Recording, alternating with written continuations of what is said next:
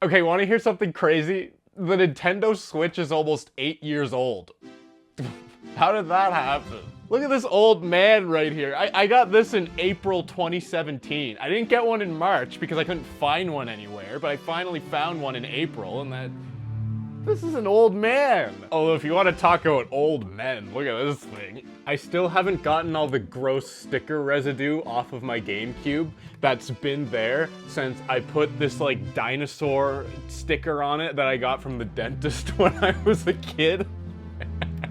So with the Switch on its way to the retirement home, I figured now's probably a good time to talk about who's popping out of the Nintendo womb next. Starting with the most obvious things, I think a 3D Mario game and a 3D Zelda game are two things that everybody wants. One of the biggest issues with the Wii U was their lack of these titles. Eventually it got Breath of the Wild, but that was only when the Switch was out, and it was a Switch launch title, so nobody really considers that to be like a Wii U game. And then as for Mario, it got 3D World, but I mean, it didn't really ever get that single-player 3D Mario game experience that kind of pushes the hardware and the controller gimmicks in interesting ways like the previous 3 consoles got. I'm sure there were lots of discussions at Nintendo about how they could make a 3D Mario game that utilizes the gamepad in interesting ways, but nothing really came of it. I don't know, it's pretty clear that Nintendo learned from their Wii U mistakes with the Switch, so I can't imagine that's going to be an issue again on the next console.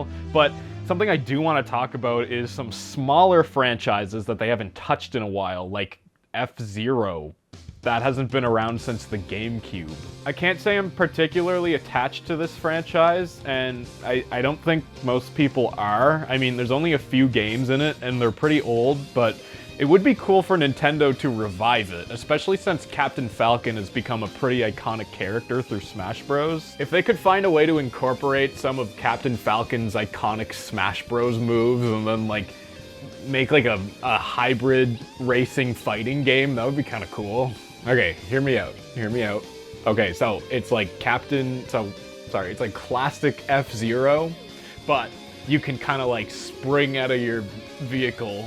So like what Captain Falcon does in Smash Bros. Brawl, like you can spring out of your vehicle and then you can like attack other people. So like you're racing, you're going fast, and then maybe you're like about to go off-road in your car, and then so you just spring out and jump onto someone else's car, and then they have to get out on top of their car while it's still moving and fight you. And then the winner of the fight can hop into the seat of that car and keep driving off.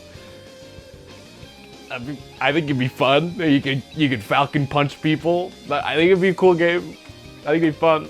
Obviously that would stray away a little bit from what the F-Zero franchise is, but like, the series is dead. Why not revive it with a cool twist to get people who recognize Captain Falcon and his iconic fighting moves and kind of draw them in and be like, yeah, you get to actually play as him and you can fight people while also racing in his car. Okay, if a game like that actually exists already, please let me know, because that sounds like an awesome racing game. I want to talk about just like the general vibe of the console, because I mean, if you experienced the GameCube and the Wii and even the Wii U, you know how much fun it is to just turn those systems on and see all the little tunes it makes, all the animations, and then just like the really cool atmospheric menus where you can like look at all your games and pick out what you want to play. On the Switch, you turn it on and it's just this. I mean, it works, it's a functional menu, but there's just, I don't know, it's just kind of boring. I was a bit disappointed back when I first got a Switch and turned it on to see this. I mean, there's no like atmospheric background music or any kind of animation. I don't know, obviously this isn't a huge deal, but I think I would play my Switch a lot more if it had more of a cool vibe to its menu screen. I still turn on my 3DS sometimes, even if I don't have a game in mind that I want to play, just because I like the vibe of turning it on and being greeted to... I have like the Twilight Princess theme on it, so I just like to turn it on and listen to the music and just look through my apps while I listen to the Twilight Princess music, and then I'll end up playing something. I don't know, again, not a huge deal, but it just feels very un-Nintendo-like to not have a cool atmosphere to its menu screen. So, yeah, I just want something cool to look at when I turn it on. Okay, one thing I miss about older console generations, and I mean, I might just sound like I'm blinded by nostalgia right now, but I miss having like a cheaper, smaller handheld like the DS or a Game Boy Advance, where the games have a lot of graphical limitations, so they're just like, they have a completely different vibe to them, and they're a lot more affordable. Like, obviously there's tons of smaller games that exist that you can buy on the eShop or even in stores physically, but I don't know, I just miss having first-party Nintendo games that were a lot smaller scale and cheaper to buy. I mean, they have released games like Mario vs. Donkey Kong or WarioWare on the Switch, but they're still so expensive. They're like $65 Canadian plus tax. Like, sorry, I'm not spending $75 on Mario vs. Donkey Kong. I'm just not. Like, I'm sure new Pokemon Snap is a cool game, but I don't feel justified in spending almost $100 Canadian on it. I just don't. I would love some like $30 first-party Nintendo games. It would be so nice to go back to that era where these are a thing.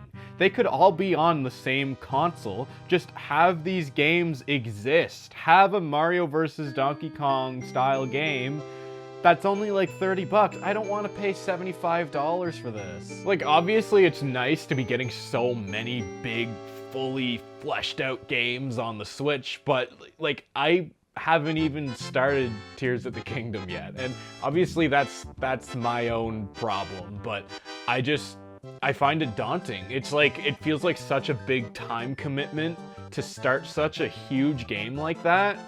And I don't know, I just feel like pretty much all the Switch games that come out that I'm interested in playing are huge, daunting, time-consuming games like that. And I just want some more smaller scale, you know. And I mean, another reason why it feels like such a big time commitment for me is because I also have a PC with a bunch of games I haven't played yet, and I have a PS4 with a bunch of games I haven't gotten around to yet, so I feel like I just have so many games stacking up that I'm meaning to get around to playing, and then I just never really find the time for it. A big reason why I really gravitate towards watching movies is because it's only like 2 hours long, and then you're done with it, and then I can like log it on Letterboxd and discuss it with my friends, and it's a super accessible format that anyone can watch. But it just feels like every modern video game is massive and a huge time commitment, and I know there's so many smaller games you can play. I mean, I know, I have Steam, I have hundreds of games on Steam, I know, there's smaller games you can play all the time. Lots of independent developers making really great games, and they're also being released on the Switch, I get that, but this video, I'm focusing on first-party Nintendo games because that's just something I really miss. I really miss the era where you had these big console games coming out, but then you also had like smaller scale, much more affordable 16-bit or 32-bit games coming out on like the GBA and the DS. Okay, picture this. Imagine this. So the next Nintendo console, the Switch number 2. Okay, so let's say at the start of the year we got like a big 3D Zelda game release, and then towards the end of the year we got like a new big Super Smash Bros. Game. Okay, and let's say in the middle of the year they release a new game that is 16-bit graphics, like SNES game style, and it's like a new Super Mario World game or something, but it's like a fully fleshed out game, but it's just a lot cheaper because it's the development costs are going to be way down because they're working with like a really old graphic style, and they would be able to release it for like 30 bucks, and it would just be like a more affordable game that people can buy and not feel like they need to buy every huge new release in order to keep up with what's coming out on the system. There could be these more affordable options that I think people would still really enjoy playing. I don't know, again, maybe I'm just nostalgic for this time period and this graphic style, but I think it would just be so cool if I could walk into a Walmart and spend like $40 or $30 on a brand new first-party Nintendo game, and that's in like an older style that I am nostalgic for, but I'm getting a full brand new game out of it. And again, it just feels like I can properly keep up with the new console, because I'm not gonna be able to keep up with like $100 games coming out every couple weeks. That's just a lot.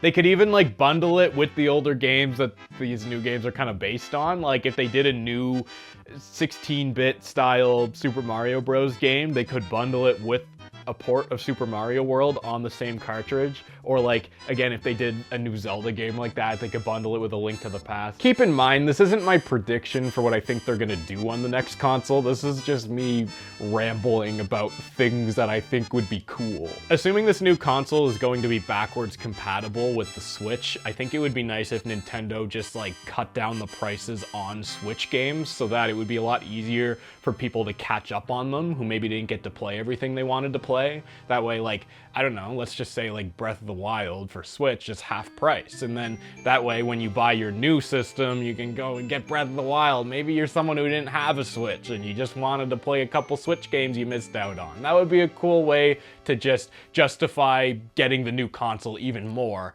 and then going out and buying some old Switch games you missed. I don't know if Nintendo's actually gonna do that because, you know, Nintendo and money, but, you know, I think it would be a smart way to market their new console at least. Just be like, yeah, you can play Switch games on this, and we're bringing down the price of Switch games. We're cutting them down by 1/3 or something. I'd buy some Switch games I missed. I'd buy Mario and Donkey Kong. One franchise I'm sure Nintendo is going to revisit is Super Smash Bros. And I have opinions. Okay, I really don't want another like super bloated Smash Ultimate situation where there's 900 characters and that's the whole focus of the game, is just adding more and more characters into it. I'm just kind of over that. I'm kind of desensitized to new characters being revealed now. And I mean, like, I had a lot of great memories. I remember Smash for Wii U and Smash Ultimate, like seeing all the, even Brawl. I remember just like being super excited about all like new character announcements that I never thought would be in Super Smash Bros. But yeah, I don't know. I just want them, I think with this new game, I would love for them to focus on single player more, because I didn't really get a whole lot out of the single player options in Smash Ultimate. Okay, if they could bring back like a Brawl style story mode with all the cutscenes and boss battles, that would be so much fun. I would play that every day.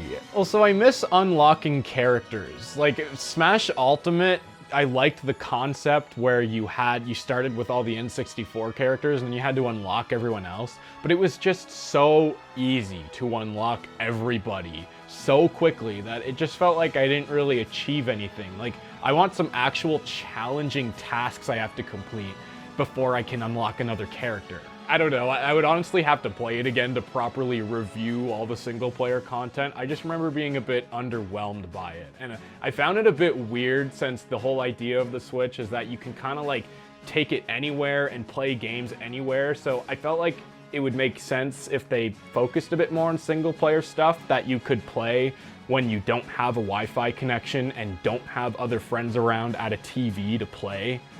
It just felt like that would make a lot of sense. But again, it's been years since I even played the game, so I'm not gonna comment too much on what they got right or wrong with it, because I don't really remember. All I'm saying is that I hope the next Smash Bros. Game really focuses on like a fleshed out single player campaign and not so much on like just as much stuff as possible in all the multiplayer modes. Of course, as always, I'm blinded by nostalgia. My nostalgia for Melee and Brawl definitely is gonna influence my opinions on this. And speaking of those games, it would be nice if they came to Virtual Console so that I could at least just like play them whenever I want to. I feel like GameCube and Wii Virtual Console should have been a thing a long time ago. I mean, I know Wii, it's a little bit more complicated because I'm sure they have to rework some things with the motion controls. But as for GameCube, they have had an official GameCube controller adapter for 10 years now. Why is there no GameCube Virtual Console? Also, can Nintendo please get rid of the stupid border that's on the Virtual Console screen on the Switch? I can't stand this thing. Just show the games with black bars on the sides of the screens and no button layout. I mean, I think you can at least turn off the button layout on the screen, but like, why is it on by default? And also, why is this stupid gray border on the sides? This might sound really nitpicky, but I don't play Virtual Console on my Switch because I can't stand the frame that they force on your screen. I don't even have Nintendo Switch Online anymore because Virtual Console is the only thing I would have used it for, but I can't stand using Virtual Console. Like, maybe still leave the option in for someone to add an ugly frame to around their screen if someone actually likes that, but like, please just give me the option to turn it off.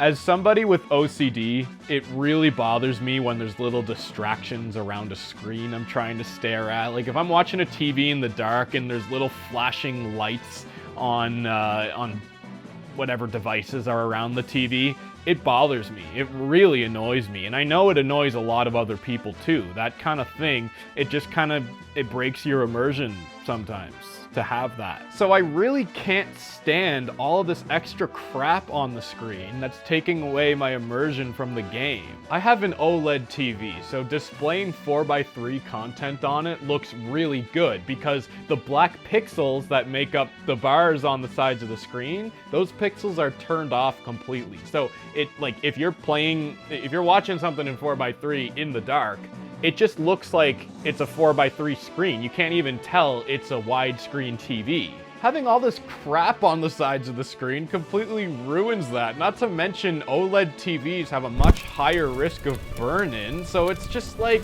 really annoying to keep this stuff displaying on my screen for a long period of time. Know what else has an OLED screen? Oh yeah, the Switch. There's a Switch OLED model, and this completely takes away from pushing that display to its fullest potential. Nintendo, I'm begging you, do not do this again. Look at the NES and the SNES classics. Those are perfect. Those are, in my opinion, those are flawless systems. And they have the option for a border if you really, really want that on your screen, but you don't have to. It's not forced on you. Please just display the games how they're supposed to look. That's all I'm asking. All right, that's all I got for now. I just had some topics on my mind I wanted to ramble about, but once there's actual, like, real information that drops about the console, meet me back here and we'll go over it, discuss things, and we'll see how things are shaping up. Okay? Okay.